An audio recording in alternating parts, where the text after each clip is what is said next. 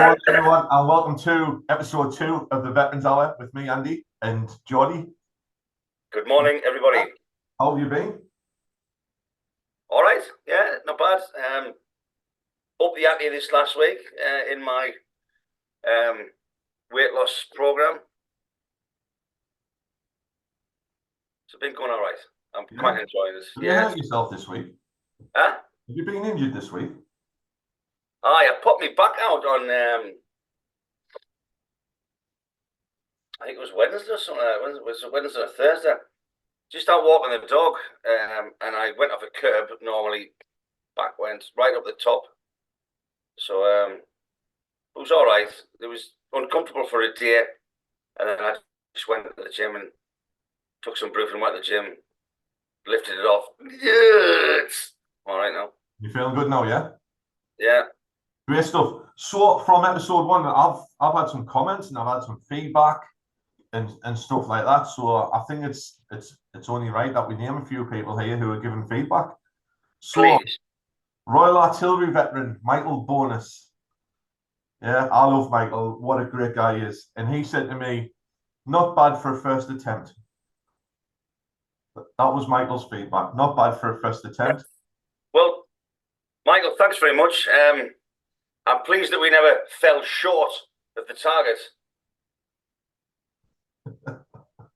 Boom, boom. That's why I need a set of drums here, don't I, for your jokes. Yeah, I need a set of drums for your jokes. I never good jokes. Former light infantry soldier, now veteran, the one and only Stephen Templey, another great guy. His mum left us a bit of feedback that I have to talk a bit more slowly. So I will try and do that today. Yeah. My mother left us some feedback as well. Not about you, about me. Stop swearing. So that was me, Telt. Fuck yeah. Yeah. And the general consensus of other people was they loved our stories, loved the laughs, and can we do more of that? So we'll certainly try our best. Oh, that's good feedback, isn't it? Yeah. Very constructive, I thought. Very constructive. And that's what Michael told me. Michael Bonus again. He said, listen, you've got to take constructive feedback. We've taken it on board, then we'll apply it to this episode, I'm sure. So, yeah. Johnny, what we're going to talk about today is transition. Yeah. Mm-hmm. When we talk in transition, we're talking obviously leaving military life and coming to civilian life, because you know it's such a big thing, isn't it? And it's where so many people, you know, including myself, including you, and I'd say probably 90% of the people who leave the British forces, that's where they struggle, you know, getting out. So tell us about, Jody, tell us about when you signed off.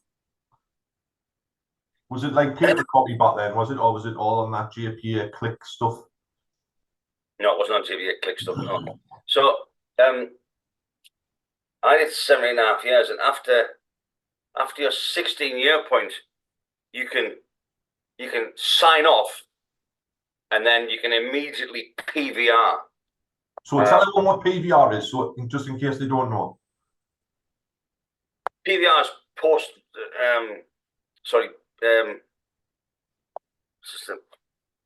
You're trying to think what it means now, aren't you? Pre-voluntary release or something like that, isn't it? Right. Yeah. So if you try not to do that with it, because you see my big orange head. So when you PVR, you kind of like you're getting out earlier, really. You know, when you terminate your service, pre-voluntary release. So you're releasing yourself from the contracts that you have with the army. Like I said in the last one, I didn't know that I was depressed. You know, I didn't know what depression was back then. And I was kind of just like fucking running away from things. Yeah. Did you get like a SEALs interview and like OC's interview when you were leaving?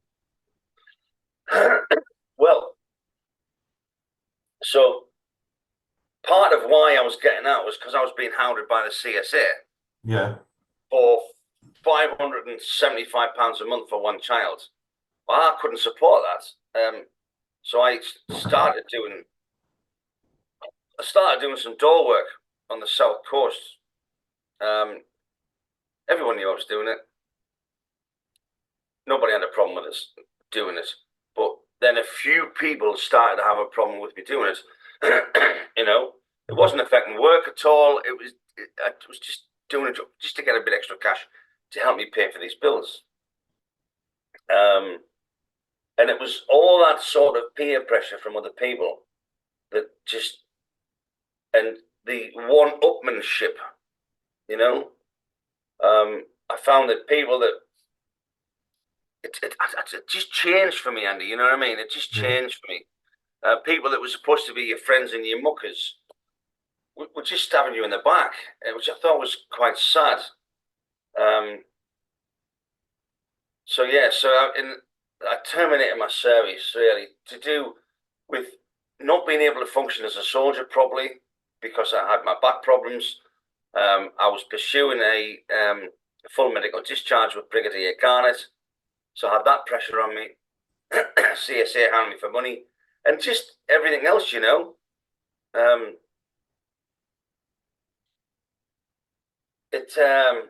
It had changed for me, the army at that point, and I always said if my heart wasn't in it, I'd kind of get out, I'd just come off the staffies board. Should I have stopped in? I don't really know. What was your ambition to get out? Like, what was your? Obviously, you're getting out because of CSA, right? I was getting out for a different reason. I was getting out because I wanted to spend more time with my children. I felt as though the 3 children I had at the time had missed their like early years, if you like, and I felt as though we were about to have another child, Al Harrison, and I didn't want to do that again. I didn't want to miss something else, so that was the reason I was getting out. But I think my ambition there was I had a hobby which I loved, which was photography, and I was like, right, I'm just going to be a full-time photographer, But unfortunately, that was never going to pay the bills. What was your like resettlement focus on? So obviously when we do resettlement courses, if you want to do that, I went down to Bournemouth and I did a photography course down in Bournemouth, called First Point Photography, where they did everything from children's photography to wedding photography. They did model photography, topless model photography, all that sort of stuff I did on my course. So that was like pretty much in a nutshell my resettlement. And as I was coming towards the end of my time, I was starting to build that up a little bit. I did regimental photos for people. I was doing, weddings and stuff like that in my spare time. Yeah. So what was your focus? Well, just to go back, when I write this down, otherwise I'll lose focus. I didn't get any interviews when I was getting out. My OC tried to bust me down from senior NCO, if you like. It just got really bitchy. I don't want to start naming names, Andy, you know what I mean? I know. But it was a few people started just being really negative, and I'm trying to be nice as I can. They've been really negative with me and their treatment of me, thinking that I was blagging it. Because before that, I was a strong kind of leader of men, if you like, or whatever. And I went, like, I can't do this anymore. Because there comes a point where you've got to stop being selfless, and you've got to be selfish. You've got to think about yourself.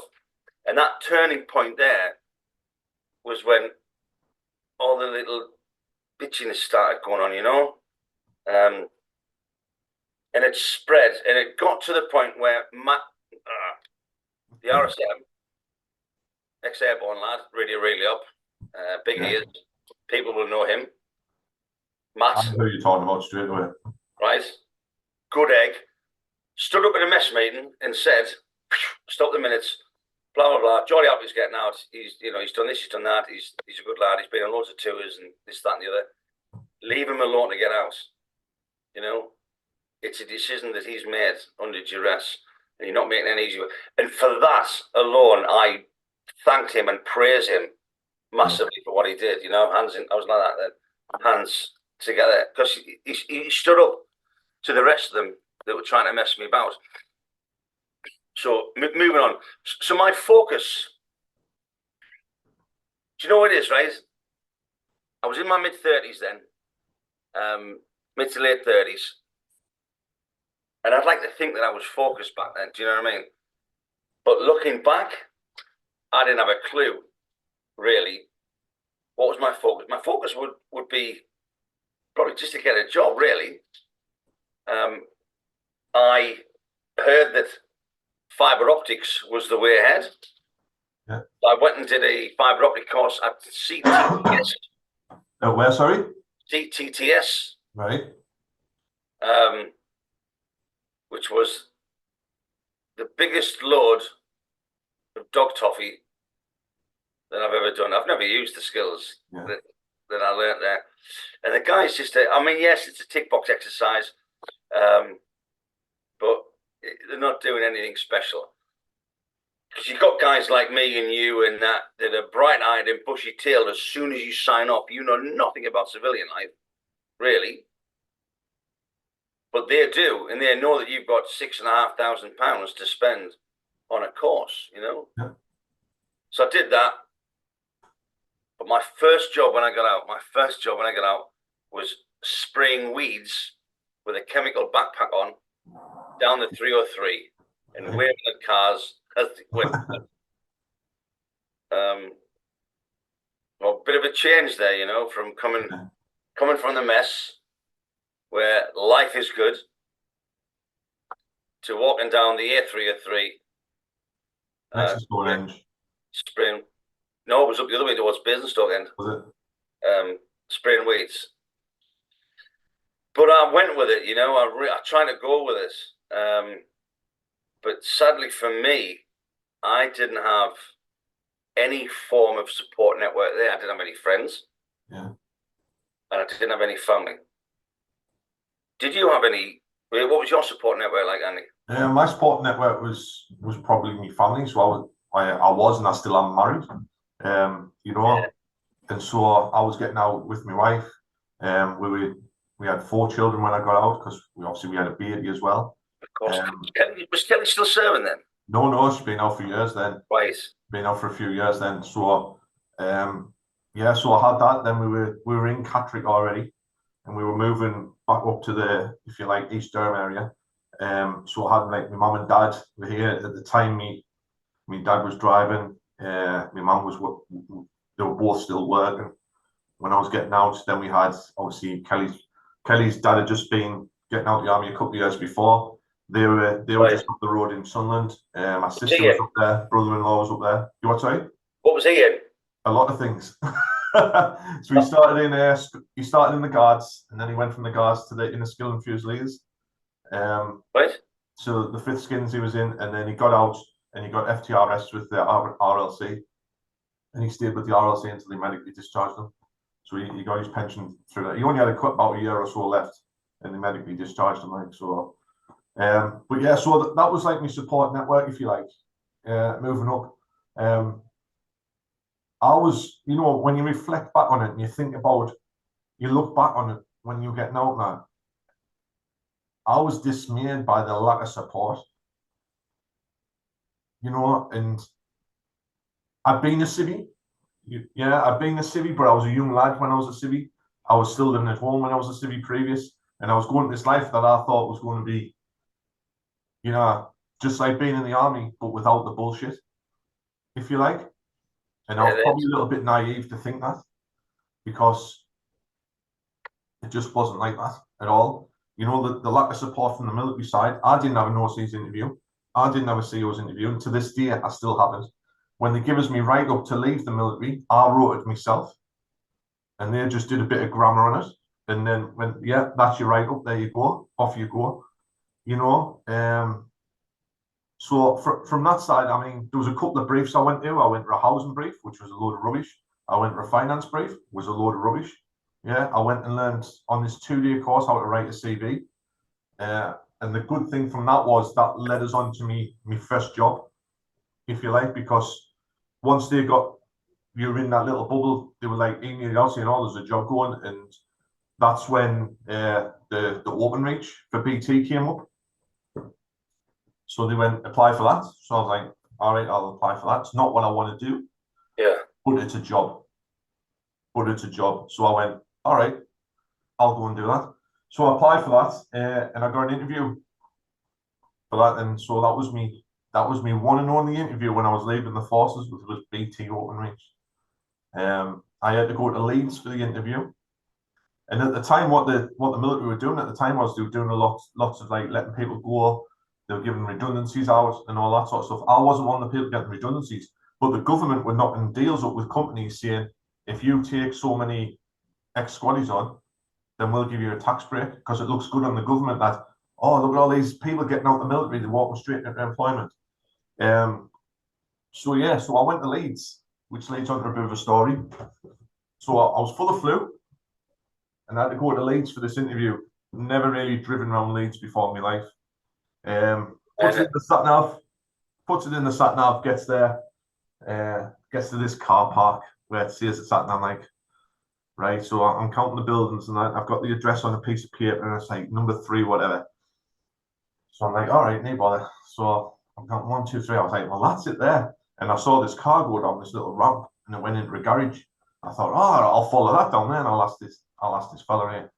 So I followed it down. As I went through the garage doors came down and closed. So now I'm locked in this garage. So anyway, I'm looking around for this fella. He's gone. So I thought, well, I'm definitely in the right building. That's a positive.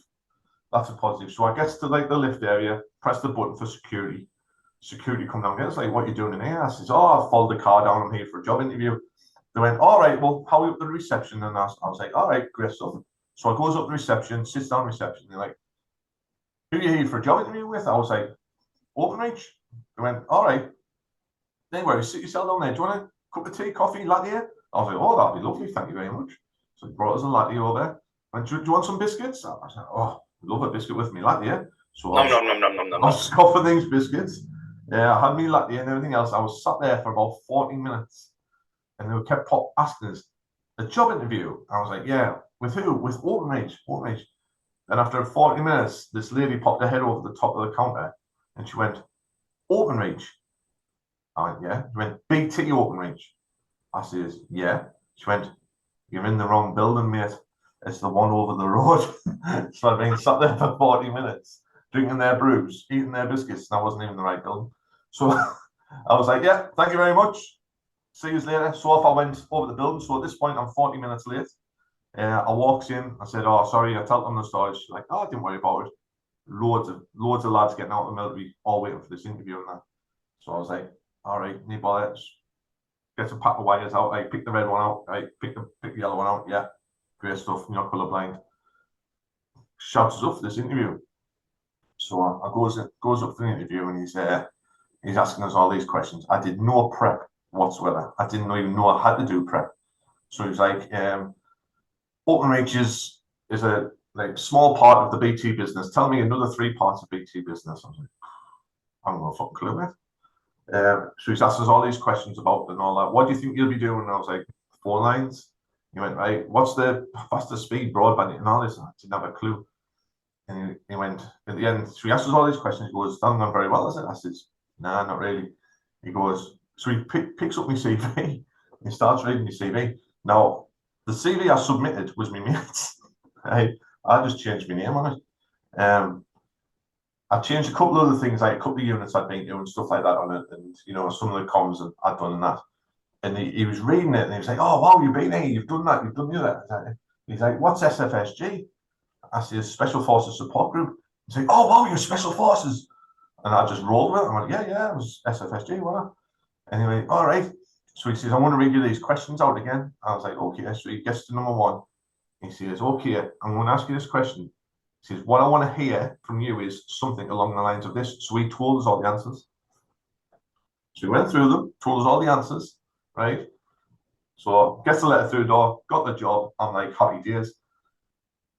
Starts the job and all that, and we're in training, and we're in Harrogate on the training course, right? And there was like a bunch of guys who were coming from BT doing the training, but there was a bunch of veterans there going as well.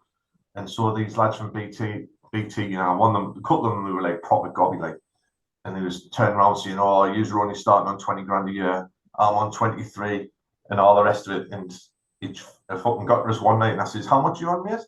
He says, "I'm on 23 grand more than you." I says, mate, I wouldn't get out of bed for 23 grand. And I just walked off. So a couple of lads come up and say, Andy, but what you on? I says, I'm on 25. Says they offered me 25 grand a year to start here. You know, and it's like, well, we've only been offered 20. So one of them was like, well, I'm an ex-sergeant tech in Royal Signals, and you're an operator. So how come you're getting 25 and I'm getting 20? I says, I don't know. So they ended up phoning HR, right? They phoned BT HR up and said, how come he's getting 25 grand a year and I'm getting 20 grand a year to do the same job? And they turned around and told them that I scored higher than they did on the interview. So it's the fella like proper sorted us out really. He's told us, he's told us all the answers. I've given you all the answers, and yeah. So I ended up on the high, and they turned around to them and said, "If you don't put us on the same as him, I'm walking away right now." And they're already halfway through the training, so they all got pay rises through it. But yeah, so that was my first job interview, if you like. Nice. Going back to the support, I was the same. I never had any interviews.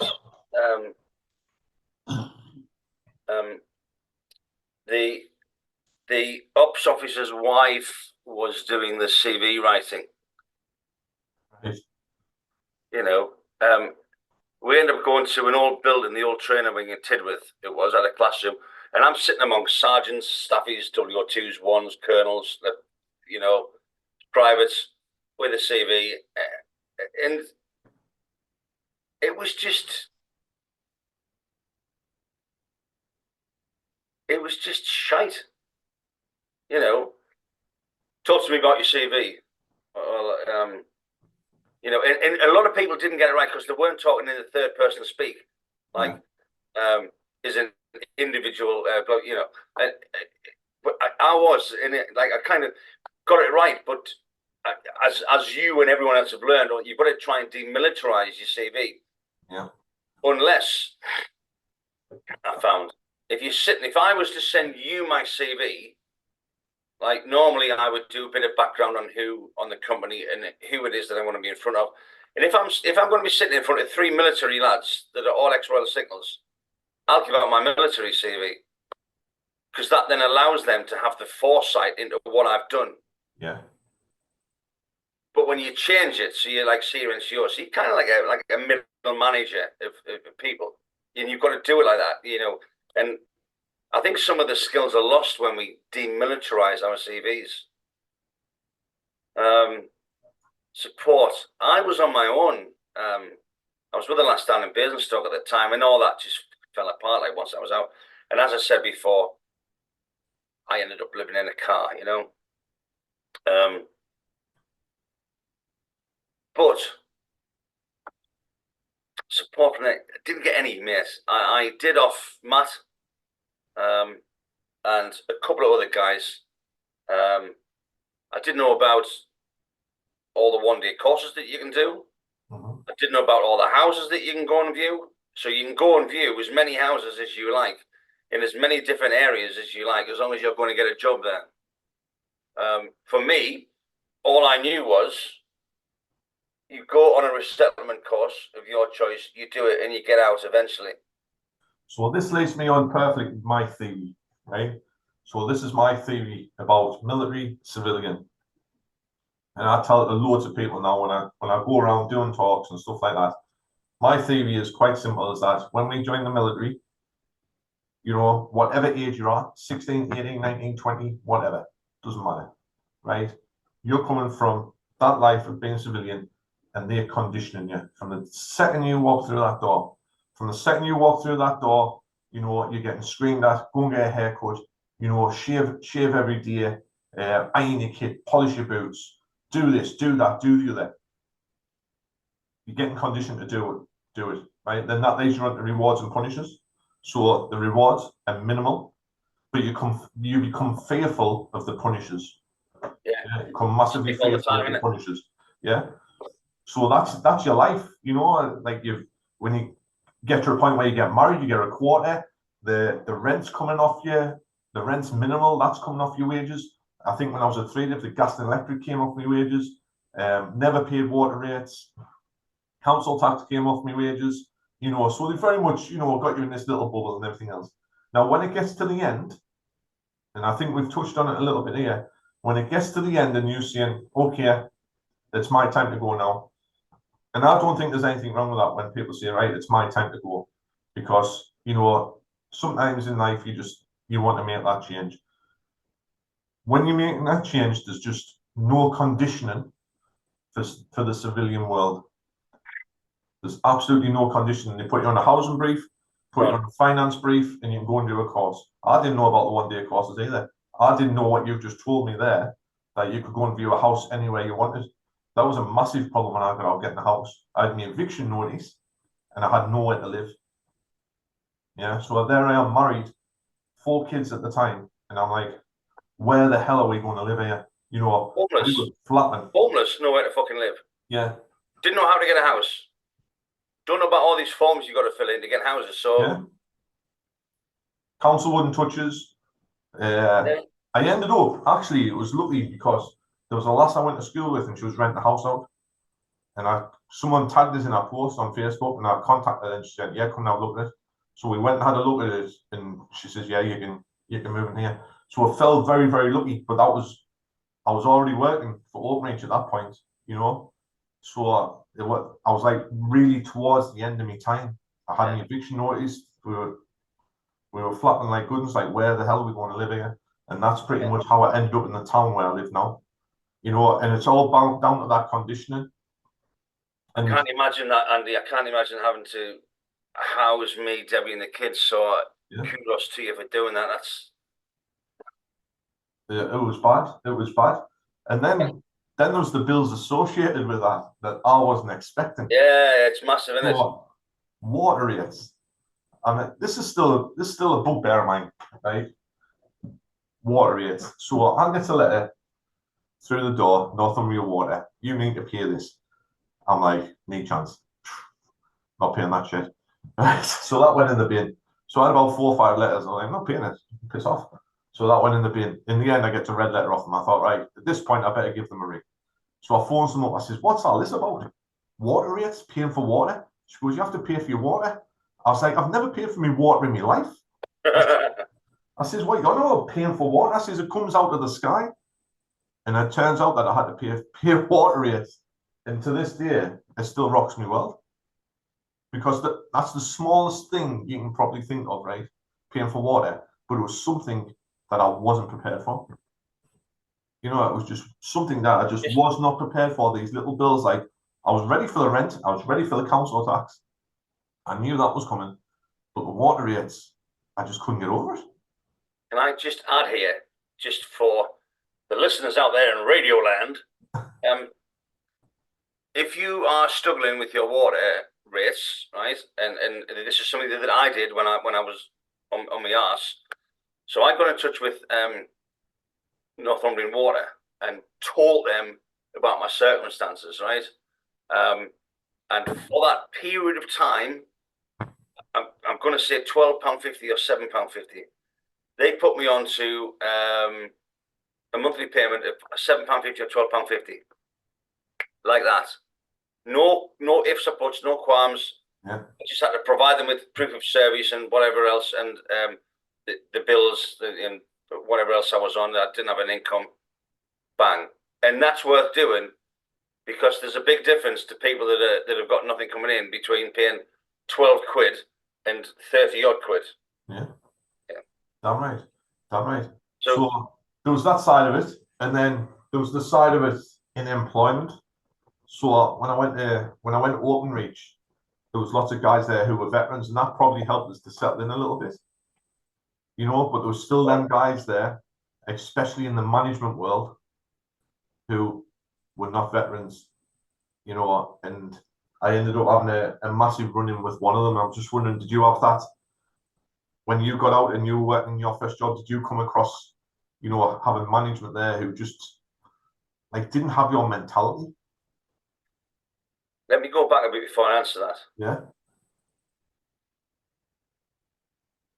If the listeners out there want to watch a good documentary, it's a 5-part documentary, and they're only 15 minutes long. And this is about getting out of the army. It's called "So You're Not in the Forces Now," and it's by an ex-Australian SF guy called Nick Fothergill. Yeah, I've seen it. it is brilliant, and it takes you step by step coming in and step by step going out. It's very good, and it's worth a watch. And it's worth a watch for the wives to watch as well, because it'll explain a lot to them about where our heads are.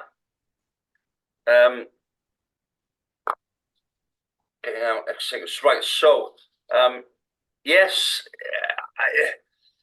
our dark humour, and it's got to be dark because it helps us get through the shit times that we've got to go through, like losing your mates and people pulling people's heads off and whatever else that people have encountered during their career. You know, yeah, it's not easy. I've discovered, and I don't want to be Mr. Negative, you know, but it's difficult. So, well, I've been out of work now, right, since November 2019. I've had a couple of jobs, but not lasted. I don't know if it's me. I don't know if it was the jobs. For me, I blame them. Not that I'm being narcissistic, but one of them I was fucked over completely, and the other one I think the training was just wrong, and definitely this didn't fit. Now I know what this looks like, you know, but I've reached out to a number of people. I won't say no names, ex-Royal Signals. Most of them are in senior management positions, you know. And I need people to bear in mind that I've gotten two of these guys' jobs in the past. One of them is still out in a very sandy place and probably pulling about 120, 130 a year, right? So I put my neck on the line. And I'm not saying that I'm an Indian giver and because I give that I want it back, but fucking hell, it would be nice to have that you know, paid back to me. So I've reached out to these people and I've said, if you can open a door for me, my CV will do the rest for me. I don't want you to go give Geordie a job, please, because he's fucked. Just open that door for me, allow myself to do the introduction and see where my CV gets me. If I'm not suitable for the job, then that's fine. And I heard nothing back. From Geordie, send me a CV to nothing, to radio silence. And I don't understand why. And that wasn't just that was about 4 or 5 guys. Now, have I pissed off all these guys or what? Possibly. I don't know. I don't think so. But why is that? What turns people to be like that when they've come from service, where they're serving with their best buddy mate pals all the time, to like, no, I've got a job, I've got a support network, fuck off, I'm not helping you. You know, I don't get it. I had a guy, well, I had a guy I was helping, and I'll say his name, Steve Graham, X6, right? Now, I've getting Steve a couple of gigs, and he's messed up one of them, yeah, you know. And a few individuals said, "Oh, you don't want to help him; he's a fucking dickhead." I'm like that. Well, he's not. He needs help. So if I can, I will. And he's not a dickhead. He hasn't got what you've got. You know, he hasn't got a family behind him. He hasn't got a lot of mates behind him. He hasn't got any support network. He's on his own, you know. So try to imagine, put yourself in his place, that he's on his own. He's got nought. He's got nowhere to fucking live. He's going from bedsit to bedsit. He just needs a bit of a break. You know what I mean? And I just don't get it. I don't get where that Jack mentality's come from. Because it's very frustrating to me to find that people that I once looked up to, like he's a good egg him, has now turned into an absolute fucking bellend just because they're all right. Yeah. Don't get it. How many people are you like still like really close with from who you serve with? A number that can count on that hand, I reckon. Yeah, I think I'm the same. Like, you know, I'm the same. There was a couple of guys who I was extremely close with. One of them now You know, we went on tour together and everything. One of them now, when I comment on his Facebook, he doesn't even reply to us. You know, and I find that quite hurtful, to be fair. There's another guy down south that I talk to. There's a guy up in the Outer Hebrides that, you know, we won't really chat on Messenger or anything like that, but we'll chat, you know, like comments and that on social media. So yeah, mine's very minimal as well. I think one of the things I had in my favour, you know, was that mentality. You know, it was something the military taught us, which was, I wouldn't say I was a yes man, but I would say I had like a can-do attitude. You know, I didn't like people saying that can be done, and I still don't like that now here in this charity that I work at. You know, I don't like when someone turns on and says, "Oh, it's going to be a disaster," this, that, and the other. I hate that. I hate that because I know it can be done. It's all about temperament and attitude. You know, I think that's one thing that helped me when I got out was, yeah, that can be done, that can be achieved. You know, Yeah. See, for me, so I done a lot of gigs overseas. You know, yeah, one of my first jobs was working for a close protection company and that out in Iraq, and I said I'm never going back to any of them shitholes again. How wrong was I? Because I went back to Fallujah and Ramadi, yeah. which is a bit like Gateshead on a Friday night. You know what I mean? Just It with a was pistol. honestly, mate, it was bloody horrible. But and I'm thinking to myself, you know, when I'm getting older and a bit wiser now, a lot fatter and a bit wiser, was that the right decision to make to keep going over there and all? Because I haven't really integrated into a civilian sort of a job, you know. Yeah. And I think that might have been the problem with the last one.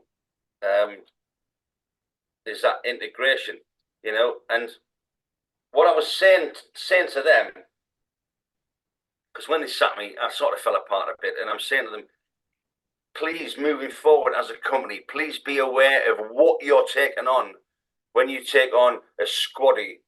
It's not just this, it's everything that's encapsulated, you know, his past, his experiences, his life that he's done.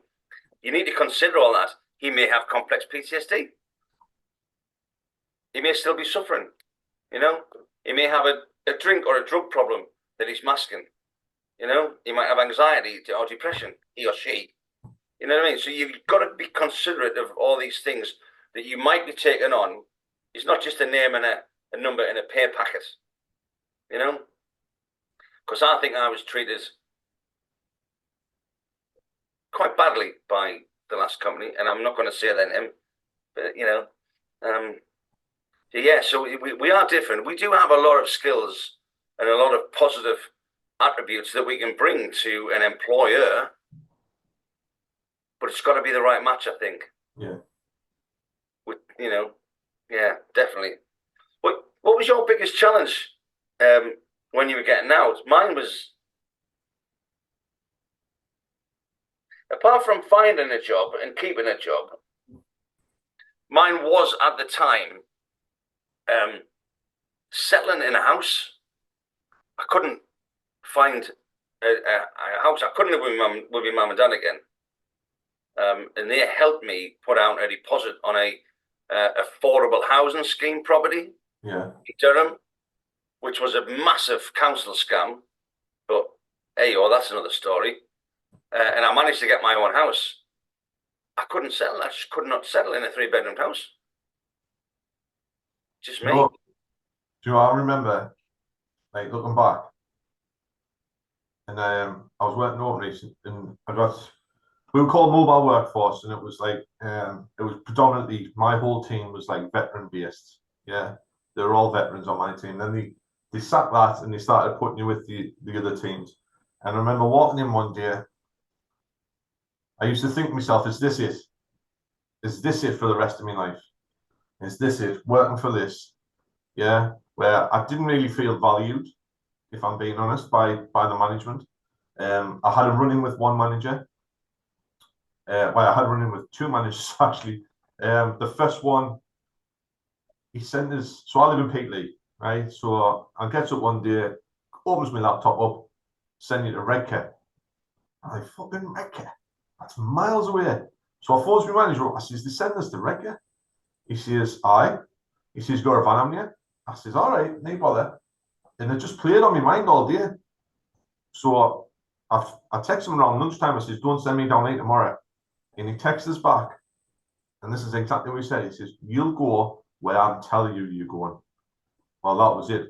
I just switched off. Like, so every job I did in Redcar, I passed back. I didn't complete a job there all day. I came up with every excuse plausible. But I thought, you know what? I'm not doing. I came up with every excuse. I was in WH Smith's in Redcar, where they need the phone line in. I turned around to them. I said, "Kind of drilling the walls got asbestos in it." I said, "You got an asbestos register?" She says, "No." I said, "Get one. Give us a call. Come back." So we got to the end of the day, and I phoned him up. I says, "I'm not coming in tomorrow." And he tells us to down the phone. He goes, "You'll go where I tell you you're going." I says, "Where are you at right now?" Was he military? No, civvy. I says, "Where are you at now?" He says, "I'm in State and Telephone Exchange." I was like, "I'm on my way." Put the phone down on him. He tried ringing us 4 times. Not interested now, mate. You know, I've seen red. I'm on my way. So I got the State and Telephone Exchange. I went up to the stairs. I was second or third floor. Barged into the office. 4 managers in there. He was sat at the far end. I threw my safety helmet at him. You know what you put on your little white hat now, the kind of was. I says, "Put that on, mate." He says, "What for?" I says, "Health and safety. You're going through one of them windows, so you may as well, be safe before I throw you through it." There was no matter, was there? No matter. So obviously the other managers kicked us out and everything else. I goes home. I was fuming. My phone was ringing, and luckily for me, I had a new manager, and I'll name her Jenny Rowe. Jenny was coming in, and she phoned us that night, and the only reason I kept my job was because of Jenny. Yeah, and she says all them other managers in there. She says they want you gone. They want you sacked. She says, "But I've told them that I'll nurture you if you like." And she was a really good manager. But him, that was like my first real running. Just the way the whole time in BT, I used to look around my team, and there was like guys there who were in the 60s who, the knees were knackered, the back was knackered. They were just waiting for that to click that age to get the pension and all. And I thought, is this me for the rest of my life? Is that what I'm going to be like when I'm 65 years old? Yeah.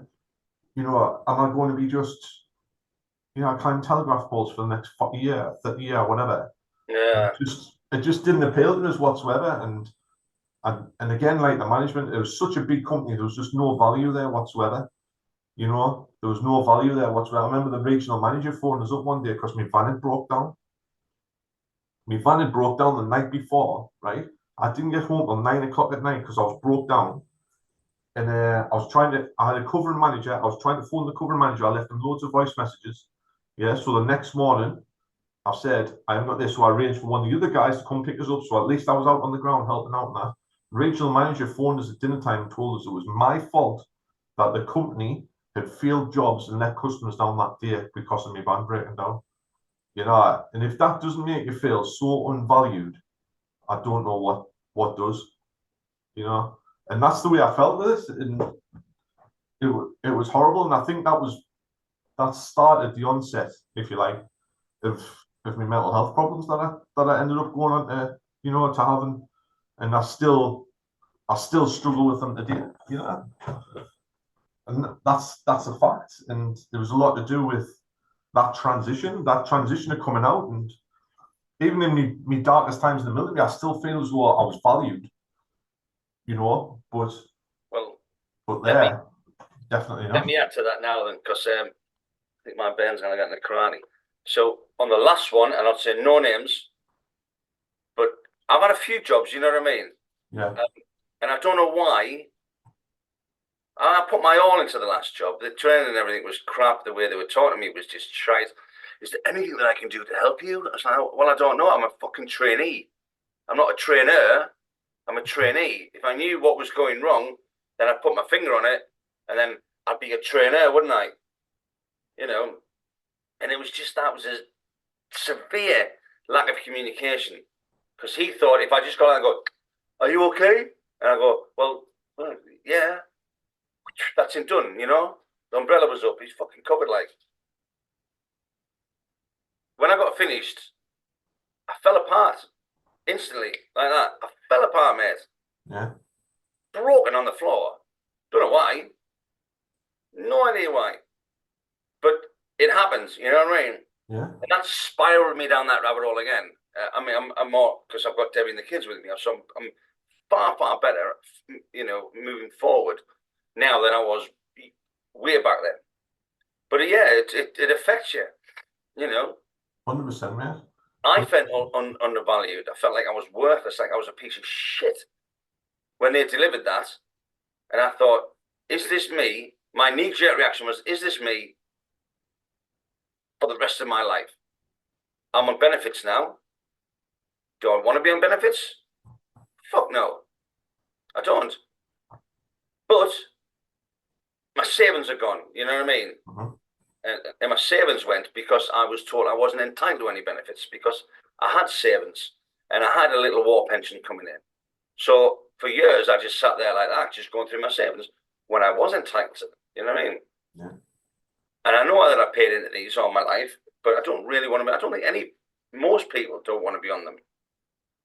You know? Yeah. Most people don't want to be on them. But I'd much rather have a job. And it's my friends know that I'm out of work, you know?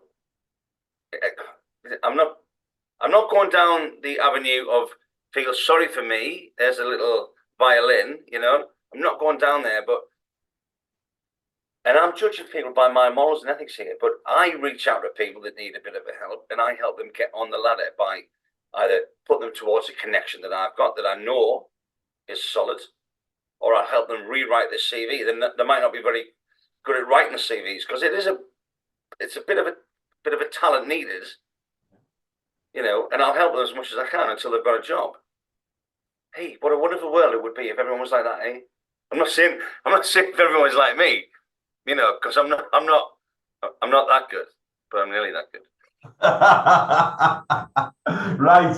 So we're going to leave it there for this week. That's the Veterans Hour, and I think we're going to talk transition again on our next one, Jordy. Absolutely. Sorry, I'm just going around because my daughter's going for her red belt in today. And I know you've got somewhere to be to go and watch her chop some stuff up. Yeah, so we're going to call the Veterans Hour there for this week.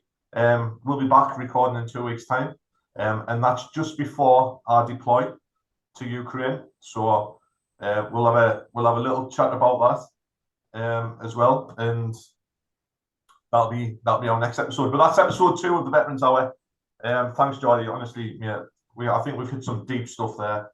You know, talking about getting out and that, and it's still a bit raw for both of us, I think. So. Yeah, it was. Yeah, there's a lot of emotions there that I wanted to pick up on, but trying to verbalize it without sounding like a complete dick is difficult, you know. Yeah. Sometimes you have to be there to understand it at the same time. Correct, Andy. Right, that's it for this week. Thank you very much, mate, and I'll see you real soon. Adios, everybody. Take care. Much love. Bye-bye.